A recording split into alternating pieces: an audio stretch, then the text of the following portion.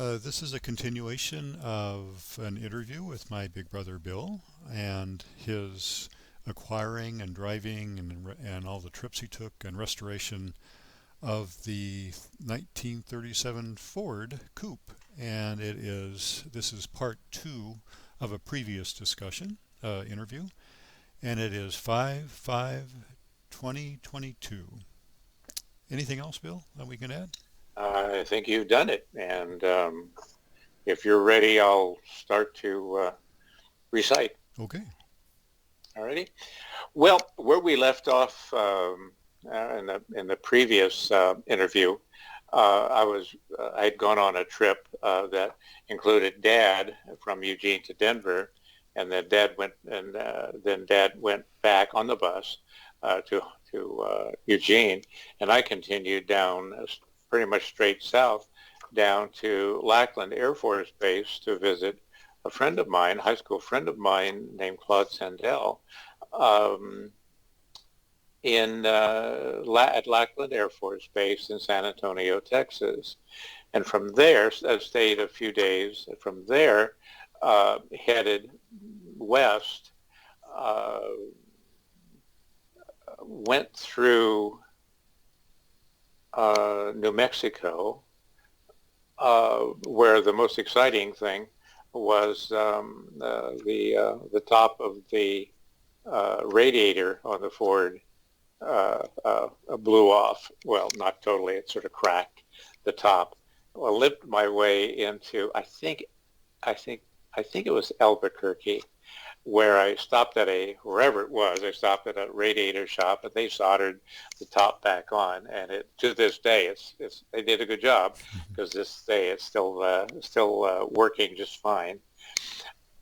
The from from there, I went through Las Vegas. I was I must have been about 21 at the time, 21 years old. Never been to anything as exciting a place as Las Vegas probably is. They certainly claim to be, and I suppose it's true. Um, Never been in a casino, and spent the night in in Las Vegas, exploring casinos and looking at all the bright lights and blinky noise sounds and noises, and the slot machines, and all of that is all brand new to this tender of years young man. I can't remember where I stayed. I probably slept in the car, is what I think I did. But because I was impoverished, and so staying at an actual motel, probably not so much. From Las Vegas, then into L.A., where I visited a friend of mine, Fred Millette, and his wife Kay. And the most exciting thing there was that I went with Fred to Disneyland, and that was really neat. I have been to Disneyland several times since that time, but that was my first time. Disneyland was really pretty new at the time. They had the Nautilus ride and so forth, a lot of things that perhaps no longer exist. But it was a wonderful adventure. And after a couple of days visiting Fred and Kay, then I headed north back to Eugene, because the cannery was starting up, and I was going to work at the cannery to earn some money to pay for my next year in college. So that was kind of roughly the place where I stopped, was that adventure. Um, what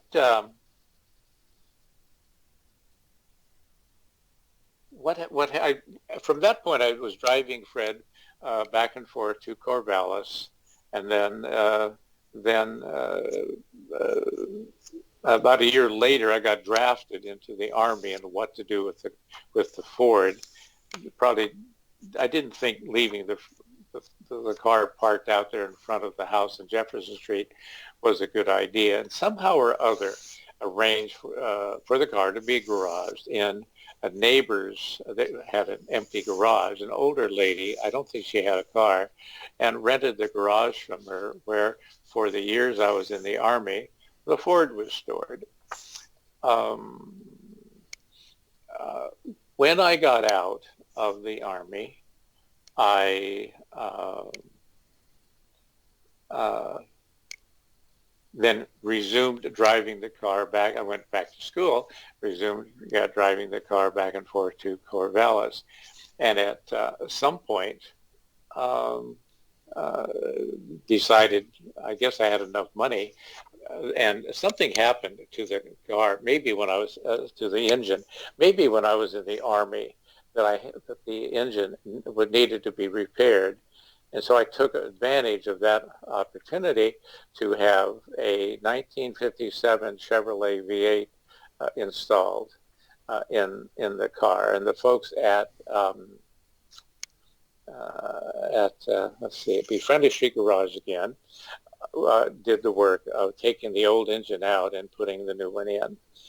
That was a neat part of that adventure. Always the hot rod magazines that I would or had been reading, not so much at this point in my life, but had been reading, uh, recommended that year that 283 cubic inch Chevrolet engine was actually a pretty small engine and light, and the difference in weight between that V8, the Chevrolet V8 and the Ford flathead V8 wasn't that much different. It wasn't like it was going to affect the handling of the car. Probably the handling is nothing to brag about. My gosh, it was just an old, um, a solid front axle. Uh, uh, Shock absorbers, very old shock absorbers. So handling probably wasn't that great. There wasn't a lot to lose there, but in any event, put that engine in, and that was a thrill to get that particular thing done. Um, when got, I don't recall what I did with the Ford when I uh, went to work at Boeing in Seattle. Um, I drove. I may have. Stan, you visited me when I was up there. Did I have the Ford then there? Do you remember? I don't. Up in In Seattle, Renton Renton? actually No, I didn't see the Ford up there in Renton. had that Honda motorcycle. Yes, you had the Honda. Yes. A Yeah. Honda 50. Okay. I don't remember what happened with the Ford at that time, but not in Seattle then. Mm. Well, when I didn't work at Boeing very long, it was about a year as I recall, and got a job down in San Diego, California with Control Data Corporation, and somehow or other, I drove the Ford down to Southern California. That car's gone on some, for that old car, some pretty pretty respectable Yeah. excursions, I would say. Yeah, I had it in fact, I pulled a little U-Haul trailer with it. Come to think about it, Mm. gosh, I haven't thought about that in a long time, and had that Honda motorcycle in the trailer, and along with all my worldly goods. Uh, I was moving up in the world. At least I needed a little trailer that I could pull with a 37 Ford to move my stuff down to an apartment that I got in in San Diego. Um, and uh, used the car in San Diego, and then some years later,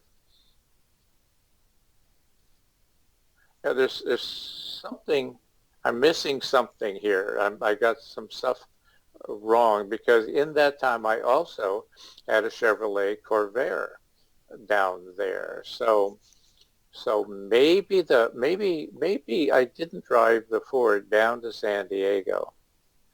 That's possible. Then what in the world did I do with it? I'm gonna have to think about that.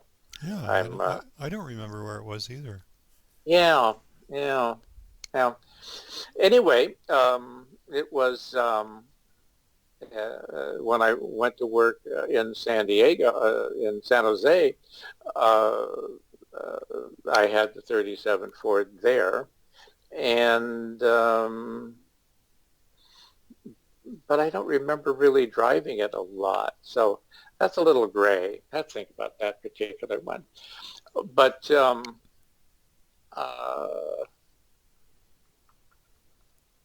but at a point in I had the Ford and just garaged and certainly not driven very much. But finally got inspired enough to get the Ford restored. Now, that restoration occurred after the restoration of the 64 Jaguar XKE that I had done when I was living in San Jose. I bought the car from my brother Stan Hmm. and and garaged it for quite a while. Well, And you had, if it's any help, Bill, you came up to pick up the Jaguar with the yes, Ford. right, which didn't work very It well. didn't, yeah, because the trailer it would not. The trailer was it was too heavy for the Ford to carry Right, for right. or It tow. I mean, overwhelmed that poor trailer, and Margaret's husband was good enough to step into the breach and had a pickup truck and hmm stepped into the breach and pulled that trailer. Am I remembering this right? Do you think that we have that right? I think That it so. was, Yes. yeah, I think so. And pulled it down to pulled Yes. the Jaguar down. But how the Ford got down there is I think I drove it down there, but things aren't clicking real well there. Yeah. Anyway, after the Jaguar got restored, then it was Fred's turn. Ladies first, I guess, and Ginger was a lady, um, and took it to a shop in San Jose that had done a good job on Ginger, and they did a good job on the Ford. Yeah. They sanded they sanded it down. They didn't take the body off. It wasn't 100% what they call it, restoration, but it was a pretty good restoration. Oh yeah. Uh, A uh, beautiful interior. yeah, I took it to a place where in the Bay Area to be upholstered, and they did a good job. It wasn't a 100% accurate restoration, but it was close to that. There's no pinstriping on the Ford, Hmm. and it had been my thought to eventually do that, but time and interest, uh, it didn't happen. Um, See, I don't remember an awful lot needing to be done with the engine. Uh, that was in pretty good shape. That's been a good that a 37 Ford with a 57, I think 57 Chevrolet engine's been a good combination. hmm Um, the restoration was fun. Um, uh, let's see, what else happened? The, Mainly the restoration and the upholstery. And um, when finally I retired from Lockheed, I moved. I needed to move all my worldly goods back, which had actually increased quite a bit. At that point, I needed a U-Haul truck to carry the furniture and whatnot, and also pulled um, pulled the Ford behind the U-Haul truck. And let's see, where did the Ford stay then? I'm abandoning this poor car, and I can't remember where it was. In Sumter? At I, it, gosh, what did I do? The folks in that were living, they were living in Ashland at the time. They just had a one-car garage, didn't they? Yes, uh-huh. Oh, I left the Ford with Bruce and Tracy. That's where it was. In Bend? In near Bend, yes, yes, and that's where the Ford was. And then after after I purchased a home in Sumter, Patty and I purchased a home in Sumter, had a car, a garage built, a two-car garage built, and at that point brought the restored Fred up to Sumter, where it was stored in the two-car garage. Mm-hmm. That's that's where that's how that got up there, and so that's how it got to Sumter. And later, after Patty died, and I finally moved away from the Sumter area, I made an agreement with Michael, who was living in Vancouver at the time, that would he want to get the 37 Ford, because he had some fond memories of that car as a child, helping me work on it and so forth, and he did, and so Fred ended up down in Vancouver, uh, and that's where the car is at this time in 2022. So that's the adventures. So, but you said you might have a few questions, and that usually can help me fill in some blanks. Yeah. Well, And that was a good time. okay. Was the Ford towed to Vancouver, or was it driven there? Do you recall? Um, Towed to Vancouver. As a matter of fact, there was a difficulty with the brakes and so I towed I towed it to Michael's. Oh, you used the trailer that Bruce had, or? That's the way I remember it. Yeah, Mm-hmm. I used Bruce had a car hauler, and that was because he was in the used car business, and so that's how it got to that part of the world. Oh, okay. Yeah, yeah, driving it probably wouldn't have been a good idea. Yeah. Yeah, I agree.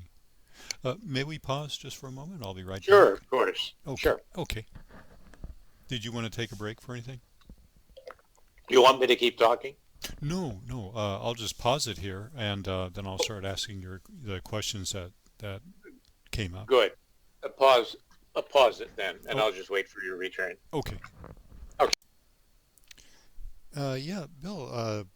As you've been talking about the Ford and its how you got it and drove it a Mm-hmm. number of places and then started to Mm-hmm. restore it, a number of questions that I thought of when I was wanting to ask you about it, and that was when you, and taking you clear back to the very beginning of the Ford. Mm-hmm.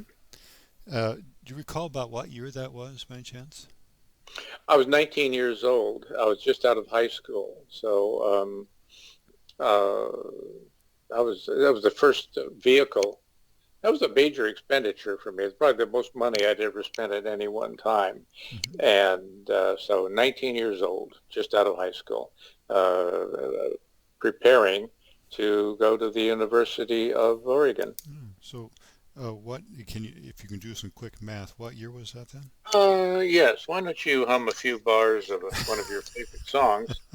Um, so 1938 plus 19 is 57. It was 1957 that you got that. So I Hmm. was I was around 6 or 7 years old then. Yeah, that's probably just about right. Yeah. And you said that it cost around $100, I think you said? Yes. Well, 90. What I remember is 95.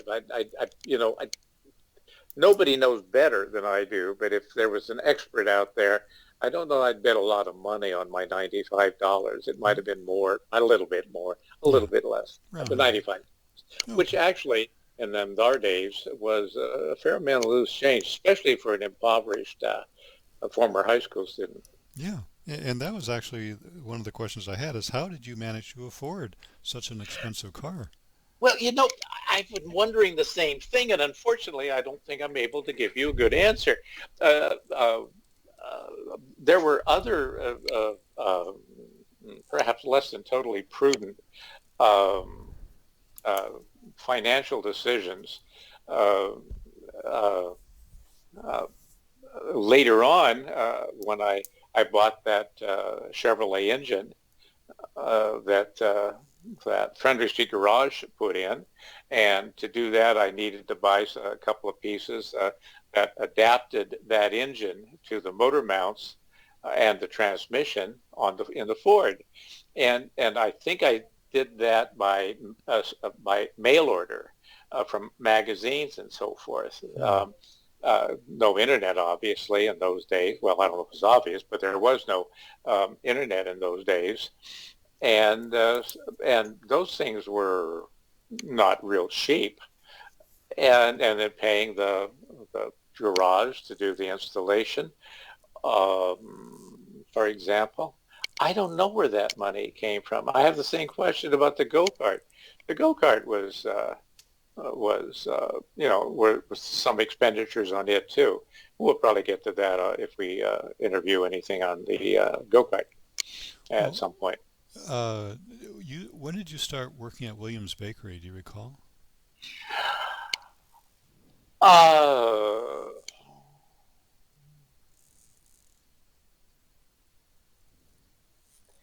I'm trying to remember. I might have been, not exactly. I I think I was out of high school before I started working at Williams. On Saturdays, I would it was cleanup. They didn't work on Saturday, um, but to bake bread. But they brought in a crew of guys, mostly young guys, to clean. There's always cleanliness was a thing that was important to, well, maybe to any bakery, but certainly that bakery. And maybe the first year out of high school would be a pretty close time for working at Williams Hmm. Bakery. And that was on Saturdays. They also hired young kids to come in during summer vacation when some of the real, say the regular workers would take vacation, and so we fill in. Most of the stuff didn't require much talent. It was basically uh, just labor, just Hmm. lifting and toting and so forth. I was just curious as perhaps Williams Bakery helped pay for the car, or maybe you borrowed it from mom and Yes. dad, or No, I don't think I borrowed. I don't think I financed any of that. Um, I was able to earn enough money uh, during the summer, uh, and also saved up a bit when I was in the Army. I sent money home when I was in the Army. Now, it wasn't much because I wasn't getting paid very much. As I remember, it was like 35, 39, something like that, dollars a month, which doesn't sound like very much. And that's true. It wasn't very much. But on the other hand, we got room and board totally free. but they got all of our labor totally free. So uh, maybe $35 wasn't unreasonable. In many ways, I never had so much money to spend any way I wanted to when I was in the Army, Hmm. because so many of the necessities were taken care of. But but I did send money home because I knew I had school that I was going back to, and I guess maybe all of us kids were generally speaking prudent. If you think that building a go-kart is prudent or making a hot rod 37 Ford is prudent, we were pretty prudent. It seems like, and you don't recall having any other jobs before Williams Bakery? There were no Oh, odd jobs, nickel and dime odd jobs. There oh, was a few pickup jobs. Like there was uh, Pat worked at, I think it was called the Home Bakery in downtown hmm, uh, Eugene. And I remember cleaning that place up. Something about bakeries, I guess. Uh, Claude Sandell went on somewhat of a vacation, and this I can't remember exactly. Certainly high school, possibly college. He went. Let's see, yeah, possibly college, and he had a job where he cleaned a bakery in Eugene, a small not, you wouldn't call it a commercial bakery, uh, much like home bakery, I guess. And I substituted for him uh, for a week or two. Um, what else was there? I yeah. worked at a clothing store, a retail in downtown Eugene. Um, it was on Willamette Street. They had just grunt work, cleaning, sweeping, uh, stripping and waxing the floors, stuff like that. There Hmm. were I can't really think anything else Do you offhand. do you recall the name of the store by chance? No, I don't. It seemed like the Don't most. remember it. It sounds like the most likely way you got money then was from Williams Bakery, perhaps. Is that? I bet if you say just how much total money did I get at this place, that place, and Williams Bakery, Bakery would come in. Oh no, the cannery would. Hmm. The cannery would win. Uh, would be in first place. Not far behind, I suppose, would be Williams Bakery. So, Yeah. so were you working at the cannery in high school or in the No, summertime? no, Okay. no. I didn't work there then. I think that was what, I don't think so. Although it's not impossible, but I don't think so. So other than odd jobs here and there, and then Williams Bakery, it Yeah. sounds like it points to Williams Bakery as being a good source Well, of income for you. well, certainly up to the first year in college, or maybe graduating from high school. Uh, I think that would be true. And that. Subsequent to that, then I worked in the cannery during the summertime, and making $100 in a week was a lot of money, Hmm. and that was a fair amount of overtime too.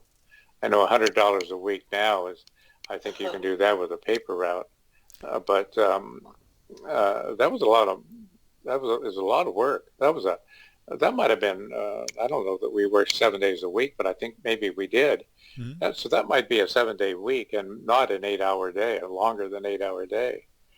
Uh, so I don't know what the hourly rate was, but certainly different than it is here in Yeah. 2022.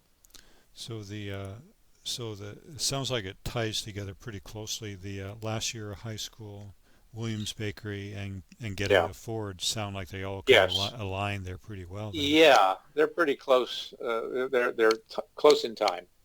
Oh, okay. Yeah, that's true.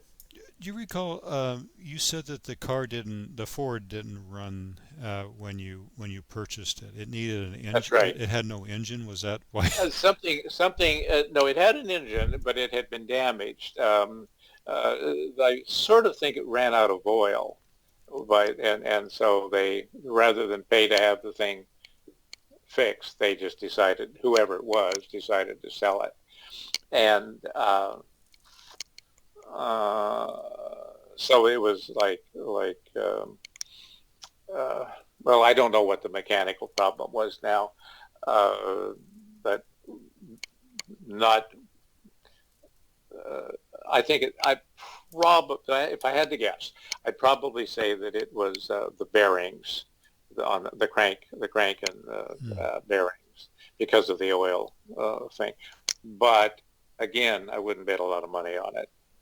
And do you recall how you got? Now, the probably the garage I went to was a Friendly Street garage. Was that where you think it ended up? Yes, but towed it home first, as I recall, and I think I vaguely think that it was just towed with a rope, tied bumper to bumper, with a car driven by probably Claude Sandell. Uh, so you drove the car that was towing the Ford, and Claude drove the Ford. I drove the Ford. Oh, you drove the Ford. Oh, and Claude Yeah, was driving the car that was towing it. right. The other way around. Okay. I vaguely remember something to do with ropes and towing the Ford, so that maybe that's what I'm Yeah, remembering. it could be. Now it's not Eugene wasn't exactly it's not a cross country type of tow, but it was long enough because if the car had to stop in front of you real quickly, they'd have good reflexes. The brakes on perhaps wouldn't set any records. Yeah. And I think the same process was used to get the car, the Ford, down to Friendly Street Garage from the Jefferson Street house. Hmm. But I think it was a two-stage operation. Maybe it wasn't, but I bet it was. I think I had to arrange a time for the garage to be able to tackle fixing the flathead engine, the original engine Hmm. in it. So that was shortly after I bought it. Okay. Now, I think both, excuse me, both Margaret and I remember um, cold fall days, crisp, cold, frosty Uh-huh. days, Uh-huh. helping you under the Ford and Margaret and me pumping the brakes Right. for, and so that would have been after you replaced the mechanical brakes with the hydraulic Right. brakes. That's right. Do you That's absolutely true. do you recall why there were so many brake issues with the Ford?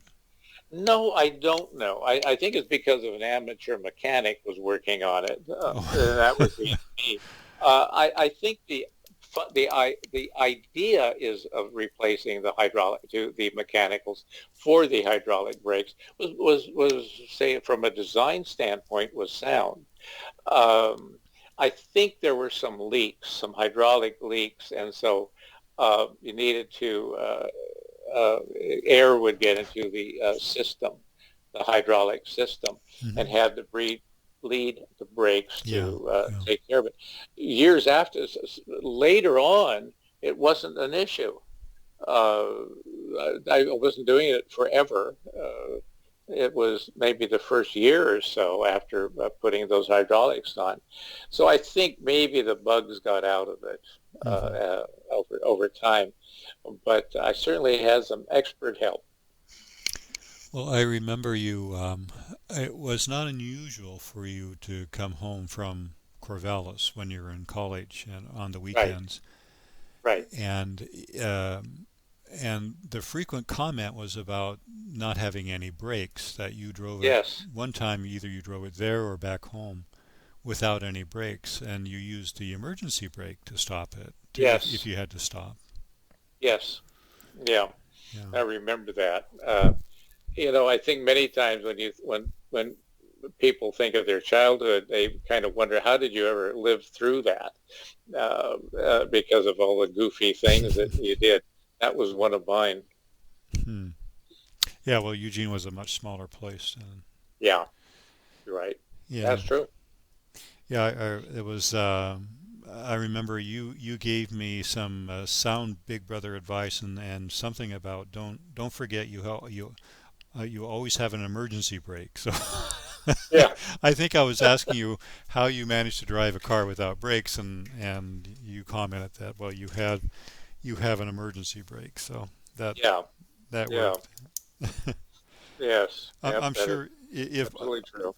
I'm hoping Margaret will have a chance to talk about this, but I think she'll comment about helping you with the brakes. It was not unusual to spend a Saturday out there Right. fixing the brakes.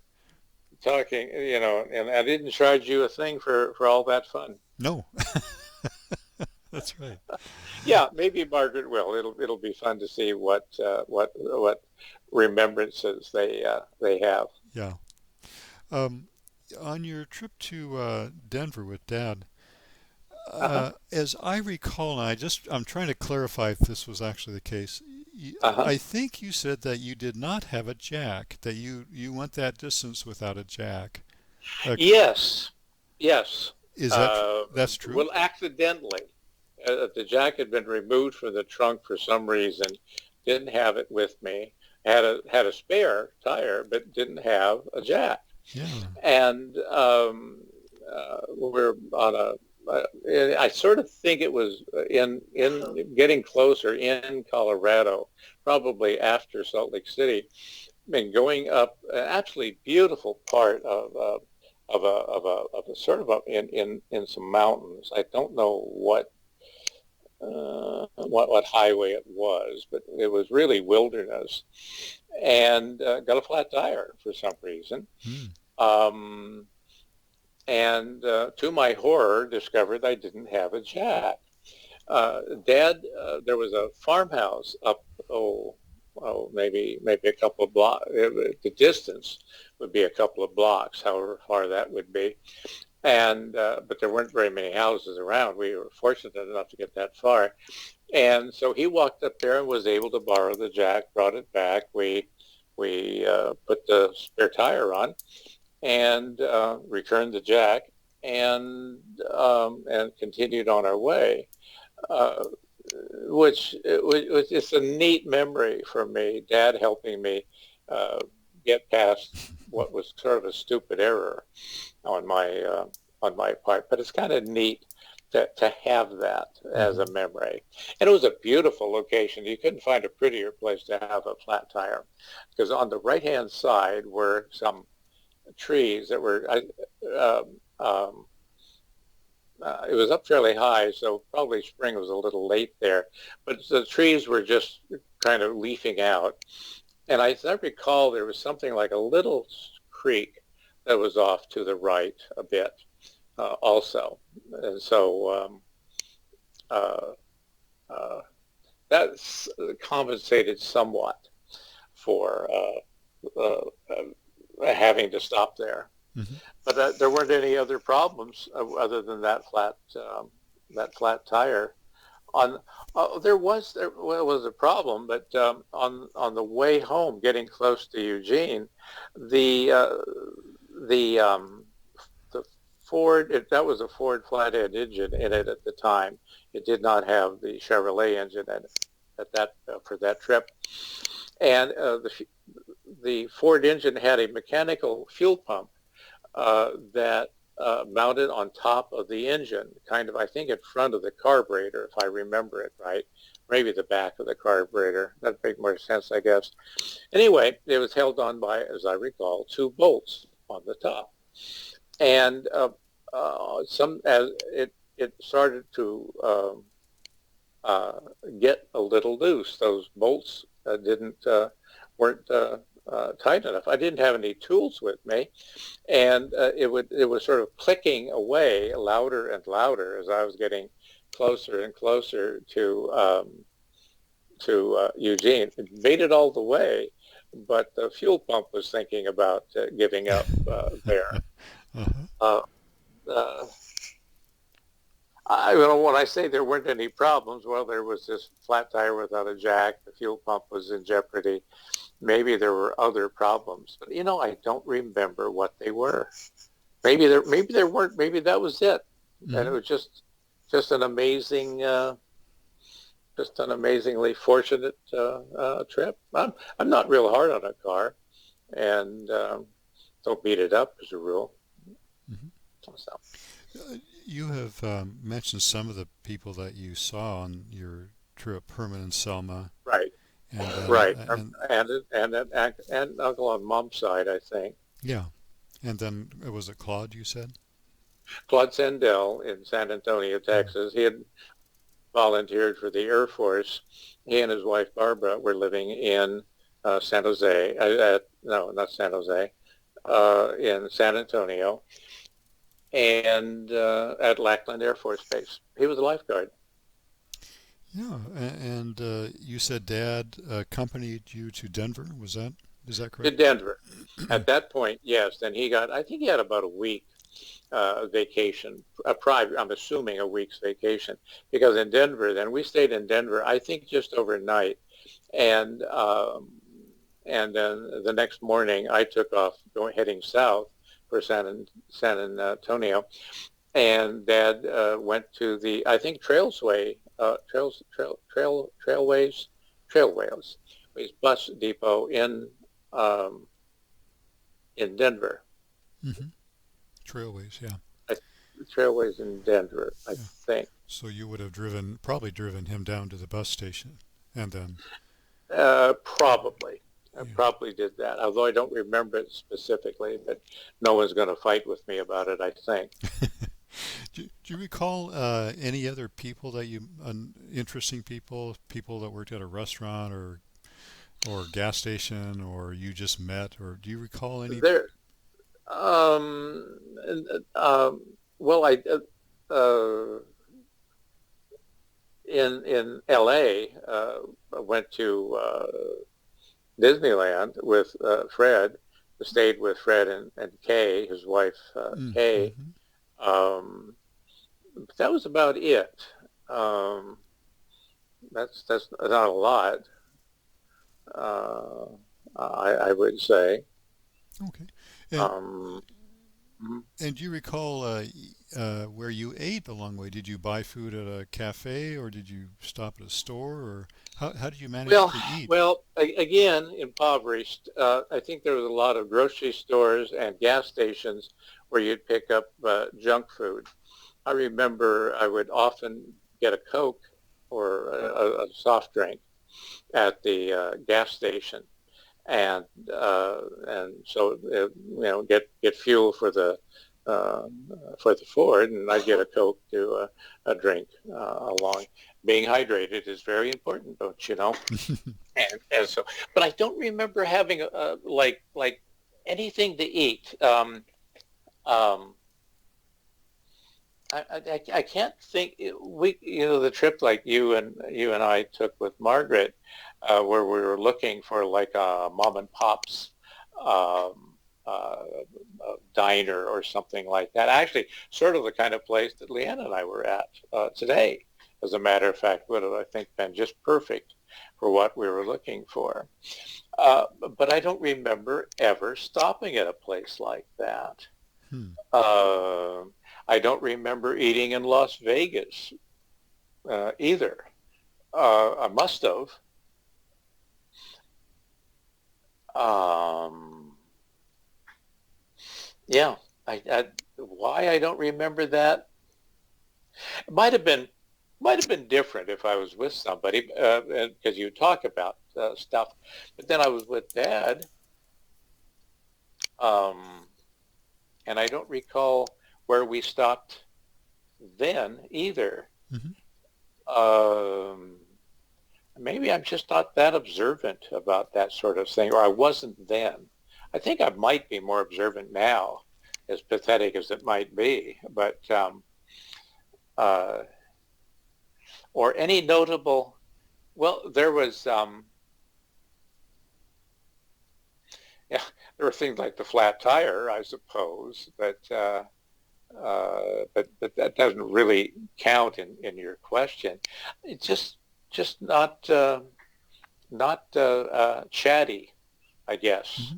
Oh, Maybe okay. that's what I'm hearing. And you were driving, probably most just driving as opposed to Yeah, visiting people and that sort of thing. yeah, it was it was I might do it differently today, but it was destination oriented. I was heading here and then here and then here, as opposed to just enjoying the ride itself. And where you said, "Oh, that's an interesting looking a place to stop," Hmm. and wandering around. I actually think I've gotten better at that sort of thing over time. Uh, not pushing through. Uh, I think it's a better way to, it's a much better way to travel. Hmm. I think, but part of it was I had a limited amount of time. The cannery was going to be opening up, and I had this big loop that I wanted to take. So that it might have been a little of that, but I don't think it was much. You know, it's funny. When I got out of the army, I rode a bus back, and I just remember stopping at the kind of place where buses would stop for grab a bite. And I got a crab louie. Oh. That's the only thing I remember on that trip. And there were a number of stops for meals. Hmm. The one thing I remember is a crab louie. It was just a wonderful crab louie. It's Uh-huh. funny what sticks in a person's mind It is. when it comes to that thing. Yeah. Well, one of the places that you stopped was Salt Lake City, I think you said. Yes, at the Bell Hotel.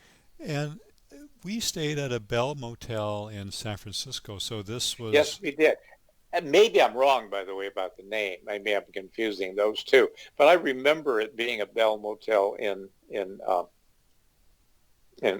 Salt Lake City too. oh, I well, might be wrong. it could be. They were probably a chain, so it could have been a. Oh, it could be. Yeah, could be. And you, one of the things that you did was to keep the car stock. You had read magazines about hot rods and Yes, true. modifying the car and the engine and all Hmm. that stuff, but you Hmm. decided to keep the Ford stock. What? And that Looking was stock. looking stock. Yes. Right. Why? With all that pressure of Hmm. of people turning and people your age turning cars into these hot rods, what made you decide to keep it stock? Well, I think some of it. I'd like to think of noble reasons, but I think the most likely real reason is that I couldn't afford it when I was a kid, Oh. the early years, and then I was working and so forth and focusing on um, the work sort of or sort of thing, and uh, so had people helping me spend money and so forth, and so I think it might be that. Um, there's a slight wish. Of course, the engine was changed and the brakes were changed. The appearance was kept stock. I didn't you put on the fatter tires, for example. I kept the black color. Things like that were retained. And so it's just something of, it's a little bit of a mixed bag with that. Oh, the upholstery looks like it might have original. It's a what's it called? A gosh, what's that color called? Not teal. Teal's kind of a green color. Taupe, taupe, which is kind of a tan, grayish tan, I guess you'd Mhm. call it. It's a beautiful And color. It's it's a good color. Yeah, yeah, and it's what Fords came with. It's close to what the Ford was originally. yeah. It's almost the like a fawn colored of Yvonne, color. that's probably a good. I think that would describe it to someone pretty well. Yeah. And I know I'll remember or I'll think of many more questions before tomorrow when hopefully Hmm. Pat and Margaret will be able to talk about Yeah, the me Ford too. also. But my Me last too. question is, why did you make the trip? What inspired you to take this trip? And then why did you ask Dad to go along with you? Well, I just wanted the adventure. Uh, uh, Just got out of the first year. I think it was the first year of. Does that make sense? I just got out of out of a year of school, and I can recall wondering when it was in Corvallis, for example, um, wandering around, like going for walks, say late at night, midnight or something like that. I've always been a night owl, and going for a walk, maybe downtown and getting a sweet roll or something like that, just to get out of studying and stuff for a little while. And I think I just wanted to. And it's on a little highway. Corvallis is on a 99 West highway, and there'd be the occasional 18-wheeler that would be going through town, and you could hear them shifting through all their gears like they do late at night. It was quiet. And I remember thinking, I think I'd like to be a long haul truck driver rather than studying this math stuff or this engineering stuff or this physics stuff because it wasn't trivial. And so there maybe just the wish for an adventure.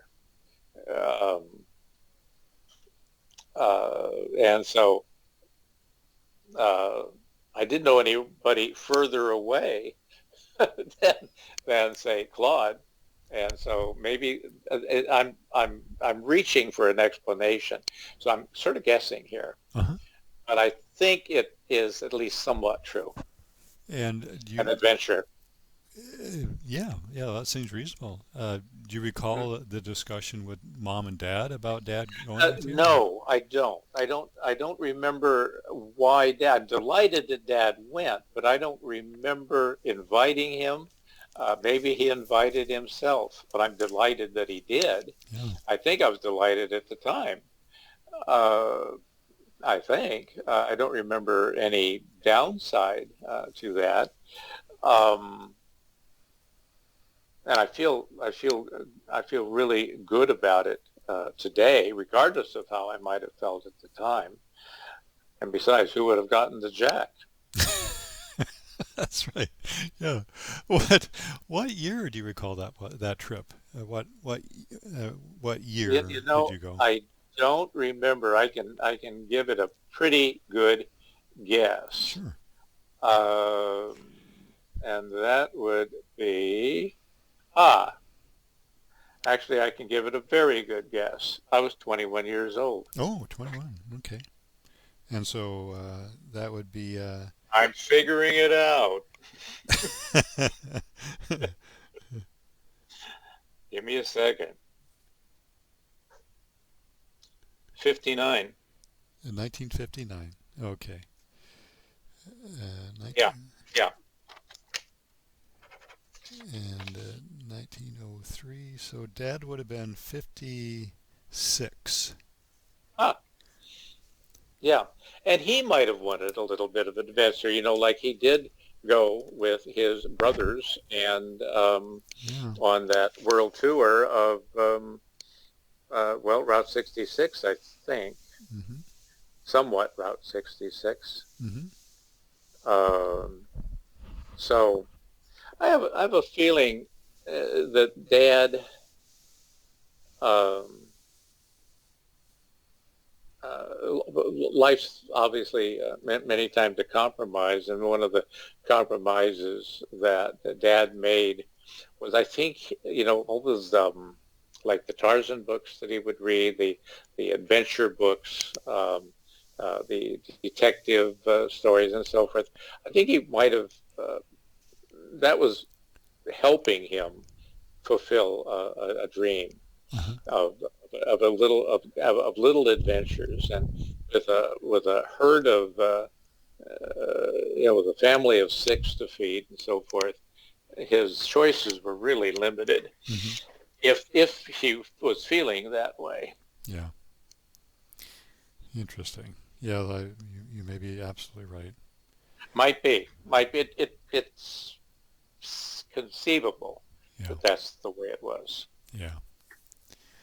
Um, you had going back to the restoration. You had some chrome redone on the car, and I recall you taking it to a chrome shop that was next to the bridge in between Eugene and Springfield. And It must be in probably near Glenwood, perhaps. that I'm not sure. Okay. The shop, going leaving Springfield back into Eugene, just before the bridge. The chrome shop was, you took a right and went down next underneath the bridge. It was almost underneath the bridge, Oh, and it was, as I recall, it was a white cinder block sort of place. right, But right. and so you had Uh, a number of things chromed there. I think you took them. In uh, fact, you took them off the car and took them into the shop.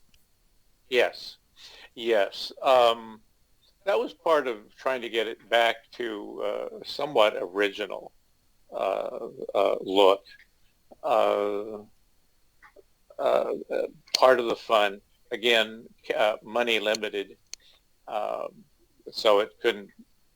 It had to be done over time to do these things. Uh, I have only a slight recollection of that shop. Wouldn't it be fun to see what's there now, if we'd even find it? Yeah, yeah. Yeah, I think yeah, that would be an interesting Google trip if we can't do it actually to take a Google trip Yeah, through there. if Google goes there, Google some of those places Google won't drive in, but Right. does just or not it won't. It's just too little. Yeah. Some of the smaller towns, like Fossil, I don't know how much of Fossil that we could see. Google, we um, had to go there Yeah. for some. Yeah. That is fun. What a neat capability. Do you, do you recall? Is that the chrome that is currently on the Ford? Is that the chrome that you had put on in that little shop, or is that rechromed? That's the I had graduated from. I was working in the real world when I had the grill got damaged, and it wasn't in very good shape anyway. And I had it re-chromed, and I'm not. I think I sent it somewhere to be mailed it off. I think to be chromed. Um, the, the grill is the biggest single piece of chrome or nickel, whichever it was. I'm not sure whether it was chrome or nickel. Also, the bumpers were re-chromed, and I think that was done uh, when I had the restorations done when I was living in San Jose. I had a lot more money to spend on frivolity and a lot more resources that were somewhere around. It's a bigger area, and so some of that stuff got done another time. The car had been stored, and it was some years after the initial chroming had been done.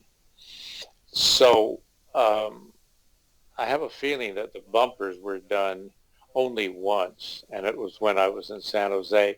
That happened, by the way, with Ginger. When we talk about the Jaguar, um,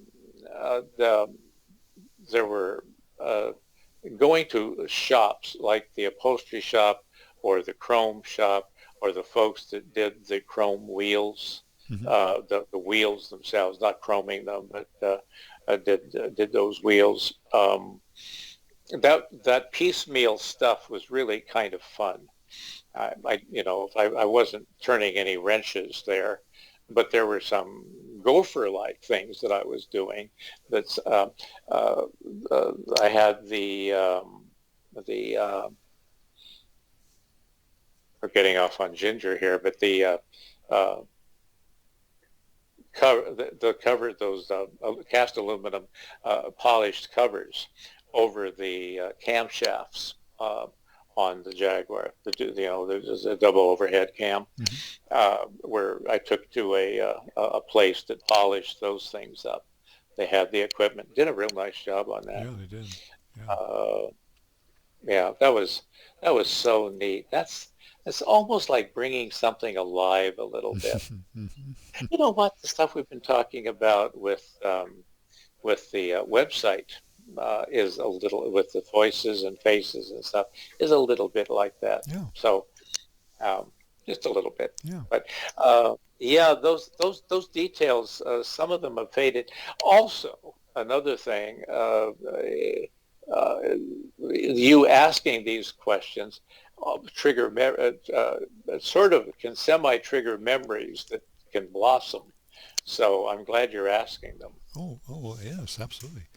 I'm hoping I'm going to have to excuse myself. I have a dog to take outside here, but Sure.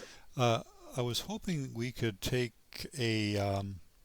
retrace the trip that you and Dad took to Dan. I know Dad had to bail out in Denver, but you went on down. I'm hoping we can, on the Google map, we can retrace some of those places that you visited. Oh, that's a good idea. Oh, Yeah. okay. Well, Yeah. Sure. I'm gonna Try. I'm gonna pause here just in case there's something else, but I do need to get a dog outside, so Fine. I'll be right back. I'll be here. Okay. Okay, we're back on now. Sorry about that. I think everything's been taken care of. Are you there? How about now? Yeah, you're yep, Okay. There we go. we're good. I canceled my mic. Uh, I wasn't sure whether you left it running. You probably didn't. You paused it, I think. Yeah, I paused the yeah Yeah. the show here. Is there anything else that you recall or you want to add before we Well, close it? not yet. Although typically, as soon as you say stop, there'll probably be five or six things. But Uh, your questions really help. There's a good example of the value of a skilled interviewer that oh, there can you go. jump in and because I know on a few occasions I tend to wander off into the weeds. It's too bad that on a audio thing like this interview that there isn't ways of editing it. One could get rid of the ums and ahs and the Mm, hmm. there's those kind of pauses and so forth. Or you finally found out something and you could sort of edit it, but it'd be seamless. I suspect that something like that is possible but I don't know whether anything like that is available.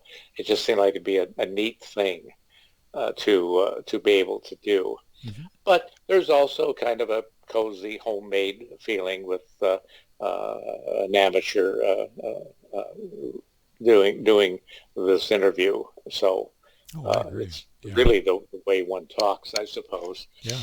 No, I agree with you.